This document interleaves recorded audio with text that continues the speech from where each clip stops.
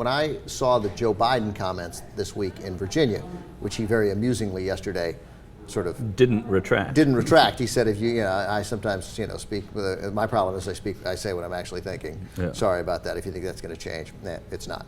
I love that they didn't. I mean, it wasn't the greatest thing in the world to say, but worse would be to somehow act like it was a big deal and apologize for it, because it was nothing. That's the point. I'm sure you've seen it by now. These are Biden's unchained comments while speaking in Virginia. Let's play them real quick. Look at what they value and look at their budget and what they're proposing. Romney wants to he said in the first 100 days, he's going to let the big banks once again write their own rules. Unchain Wall Street. They're going to put you all back in chains. So I was watching CNN that day, and they covered it as if, it was revealed that Joe Biden once owned a slave. Right. And I kept thinking and desperately wanting someone who Wolf Blitzer was handling the sit room. Yeah, SR with WB. SR with WB. Yeah. And they had the experts on, and they kept talking about it, and I'm yelling at the TV. I wanted someone to say, just tell me who he offended, because I didn't know, and I want it explained to me. Right. So who did he offend?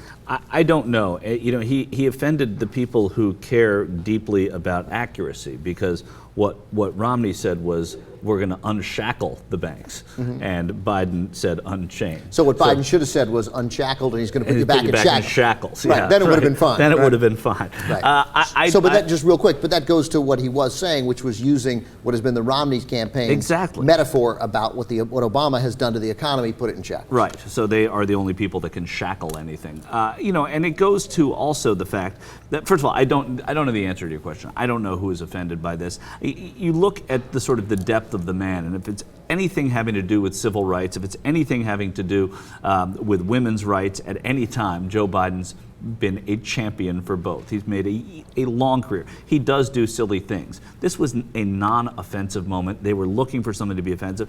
And if someone in that crowd, if someone in the world was offensive, they weren't in that crowd.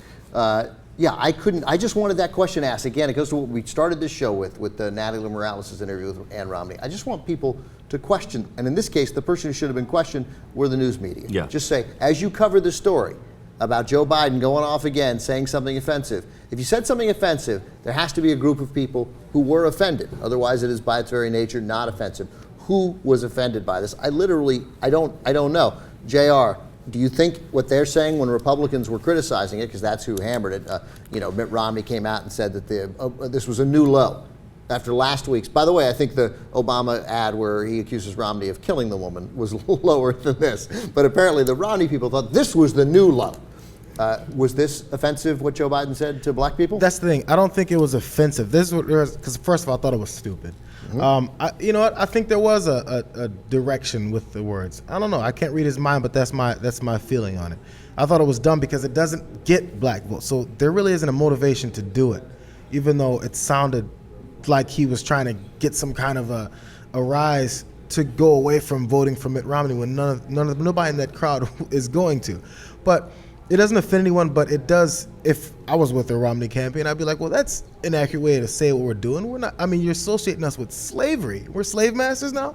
So that's the only group that can be offended is the Romney campaign, because maybe they're mischaracterizing what they want for black folks, even though he wasn't speaking to like a crowd of all black people. No, not at all. It was a totally. But then it makes you wonder why he went to the wording. I mean, he did. Well, because he quoted them wrong and saying they want to unchain you. So right, but it sounds like he was working with their wording. Yeah, I mean, he was clearly trying to play off the contrast, play off of what Romney said. Yeah, and he said that the Romney economy would put Americans back in shackles. And yeah, you did it in Virginia, you did it in a former slave state, and so I got it. But again, no one's offended. And by the way, it does, I just want it, it's okay to cover it. I get cover it, but you got to cover it with some perspective and understand that maybe it didn't offend anybody, so stop calling it offensive. That's really, it's just about the responsibility in the manner. And then people like Sarah Palin saying they got to remove Biden from the ticket, and then John McCain saying that would be a good idea, and then all over the Drudge Report.